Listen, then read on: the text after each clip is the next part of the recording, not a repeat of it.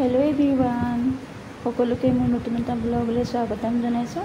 আজি মই ৰঙালাও আৰু মিছা মাছ, শুকান মিছা মাছ বনাম বুলি ভাবিছোঁ। তো এতিয়া মই পিঁয়াজ সৰু সৰুকৈ কাটি লৈছোঁ ইয়াতে আৰু এইখিনি মিছা মাছ।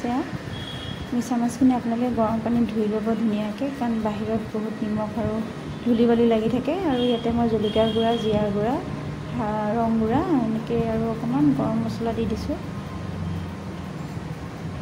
প্ৰথমতে মাছকেইটা মই ধুনীয়াকৈ গৰম পানী নিকেইটা ভাজি ল'ম। এতিয়া কেৰাহী গৰম হৈয়ে আছে ইয়াতে, মাছকেইটা মই ধুনীয়াকৈ ভাজি ল'ম ইয়াতে। আপোনালোকে এনেকৈ খাই চাব, বহুত ভাল লাগে। এটা কথা মাছকেইটা ভাজি ল'ম ধুনীয়াকৈ।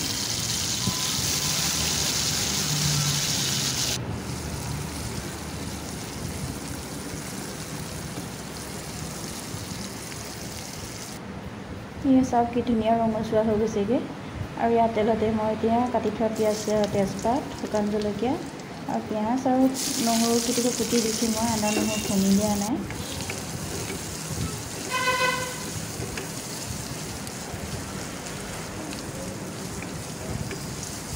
ভিডিঅ'টো যদি ভাল লাগে লাইক এটা কমেণ্ট এটাও কৰি দিব, যদি ব্লগটো মোৰ ভাল লাগে।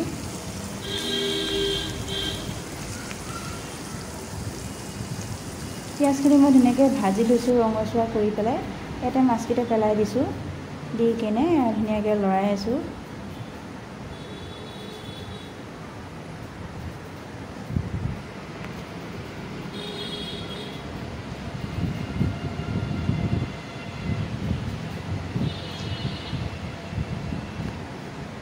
মাছকেইটা ধুনীয়াকৈ ভাজি হৈছেহি। ইয়াতে মই এতিয়া কাটি থোৱা ৰঙালাওখিনি ইয়াতে দিয়ে দিম ধুনীয়াকৈ। ৰঙচুৱা হৈ গৈছে পিঁয়াজখিনি ধুনীয়াকৈ।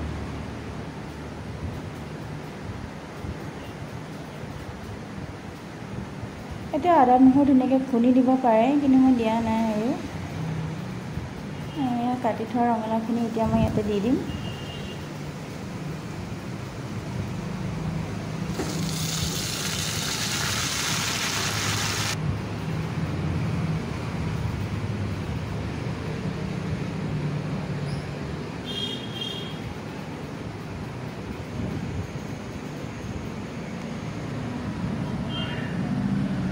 মই ইয়াতে সোৱাদ অনুসৰি নিমখো দি দিম ইয়াতে।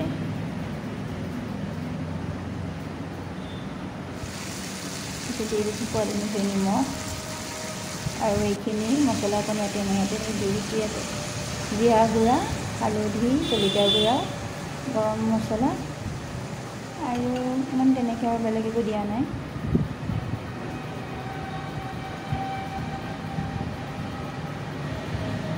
তো মই ঢাকনাখন মাৰি দিম। দিয়াৰ পিছত ইয়াতে অলপ পানী দি দিওঁ, অলপমান ধৰি লৈছে সেইকাৰণে পানী অলপ দি দিছোঁ ইয়াতে।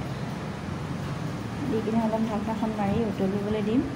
আৰু একেবাৰে শেষত মই ইয়াতে বঙালী ধনিয়া বুলি কওঁ আমি, সেয়াও অকণমান কাটি কুটি ইয়াতে দি দিম নমাবলৈ সময়তে।